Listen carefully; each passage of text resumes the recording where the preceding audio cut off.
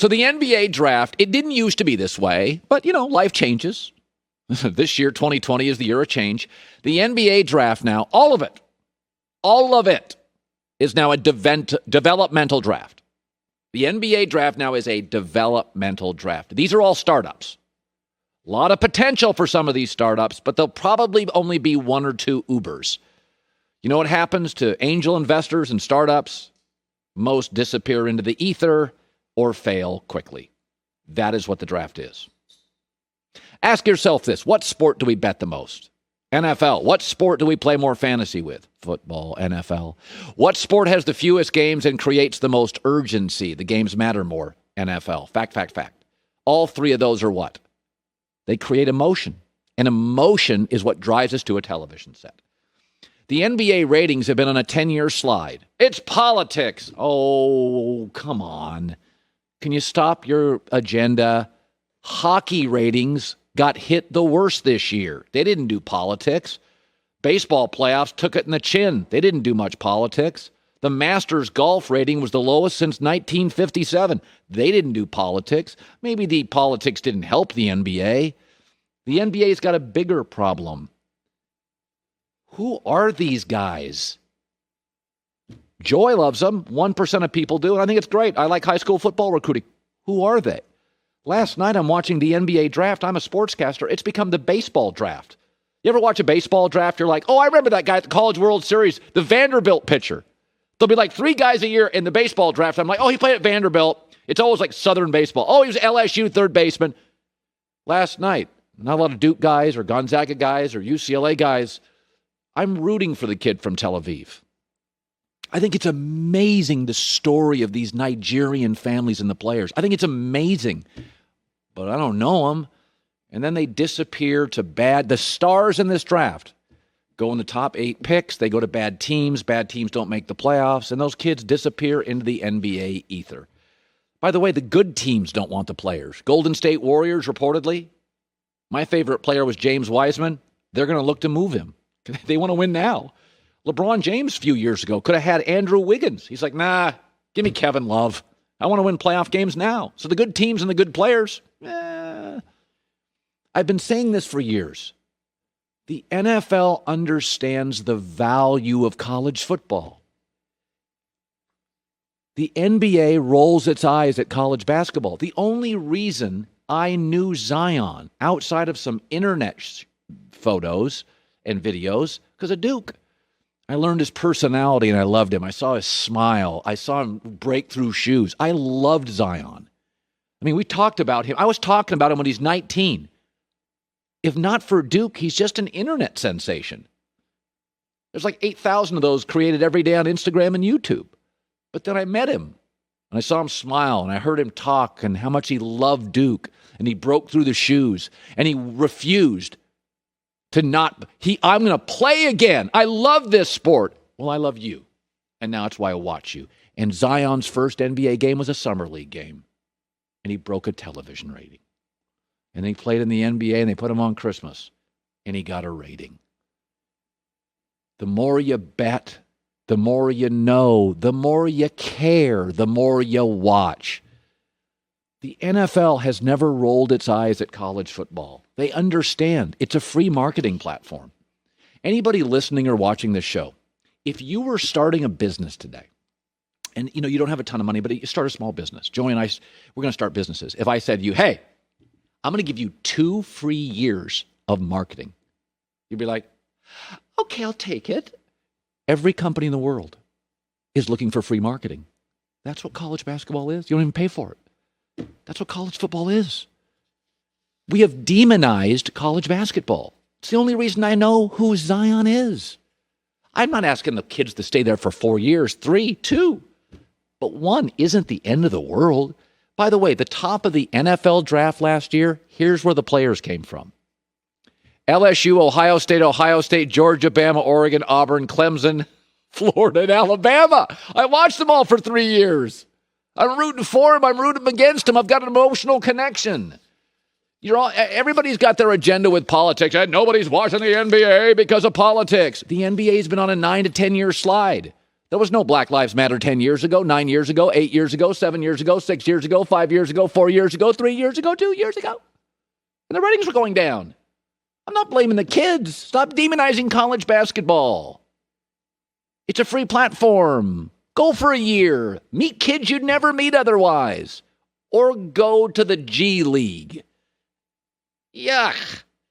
Nothing against it, but if LeBron James would have gone to Carolina for 1 year, I bet you today, and he's been the empowerment player in our league, I bet you today he would have the coolest memories of North Carolina. Zion will never be able to duplicate Duke. He may bounce around the NBA. LeBron's been on a bunch of teams. But you go back and ask Michael Jordan about Carolina. He goes there constantly. He gives money to the program. He was connected to Dean Smith to the end. He's connected to Roy Williams. I'm not saying you have to stay there forever, but this idea that college basketball is just bad for the NBA is nonsense. Last night, it's just a developmental draft. Maybe one of those kids will be uber, but most will disappear into the fabric. 2 years from now, we'll be talking about other guys we didn't watch and don't know who they are. Good luck to all of them. I am rooting for them. So if you've never gone to an NBA game, it's sometimes surprising how physical the league is. I've always said I love Chris Paul. Chris Paul was physical. Michael Jordan was physical. Michael got tackled for 7 years. You just don't understand when you watch the Lakers and the Miami Heat in the finals, as Joy and I discussed. The Lakers' older players, Rondo and LeBron and AD, they intimidated Miami. They just leaned on them and pushed them. That wasn't about who has the better passers and shooters. That was just men pushing around kids. That's why young teams almost, I can't remember the last young team that won an NBA championship. I mean, seriously, you're talking about men versus boys. And so LaMelo Ball gets drafted by Michael Jordan in Charlotte, and he's going to be wildly entertaining. I mean, Lonzo hasn't become what we thought. But LaMelo, I think, is a little bit better shooter, but not a very good shooter. Lonzo's a terrible shooter. So I was shocked last night going on Twitter, which isn't real life, but sometimes does offer some context, and how many people were like, oh, you got to be a star. Well, no, he has no chance to be a fundamental game changer in the NBA. And it's nothing against the Ball family. I've brought the dad on many times. I think he's wildly entertaining, goofy. And I like Lonzo, and I think LaMelo's going to be fun and entertaining. But go look at the most important, winningest players in the NBA last 30 years. And I wrote them down. Magic, Bird, Shaq, Kobe, LeBron, Steph, Duncan, and that's 8. Magic, Shaq, Bird, Duncan, MJ, Kobe, Steph, LeBron. All of them are either great scorers or they have a physical presence. Magic Johnson was a 6'9" point guard. The average point guard was 6'2". He had a physical presence. Then go after the next 8 that maybe don't have the titles but are winning players and are not maybe fundamentally changing the league, but are great players. D. Wade, Kevin Garnett, KD, Kawhi, Dirk, Hakeem, Karl Malone, Barkley.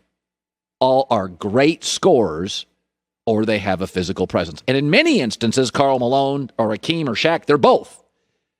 LaMelo can't shoot. He will never be a great scorer in this league. And he does not like contact.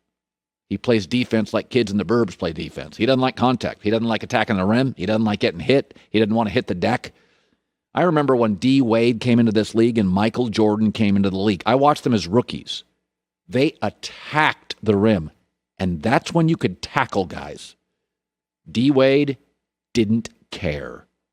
By the way, his last year in the league, he still didn't care. They attacked bigger players. D. Wade, 6'4.5", would go right at Shaq, go right to the rim. Michael Jordan, people were worried when Michael Jordan came into this league that he played too hard. People were like, dude, shoot jumpers. Not his style.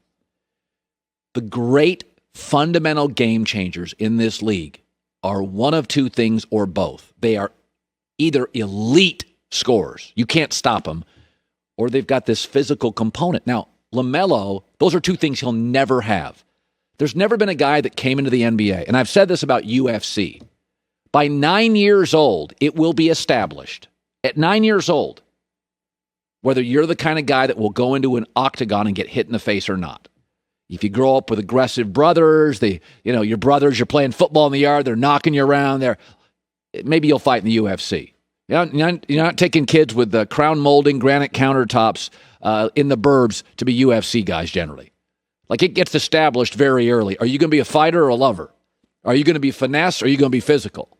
And a lot of it has to do with your family and your brothers, whatever it is, your life, right? Like, LaMelo's going to be fun and exciting. And I think he'll be much more riveting to watch than Lonzo. I think his game is much more TV-centric and TV-equipped. He's a very clever passer, although Lonzo's a very clever passer, and he's a big guard, so he'll rebound well.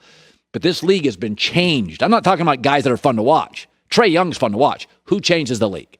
Who's a great player? Great scorer, physical component. LaMelo doesn't have either. He's never going to be a physical player. That's okay. By the way, a lot of guys made the Hall of Fame, not all physical players.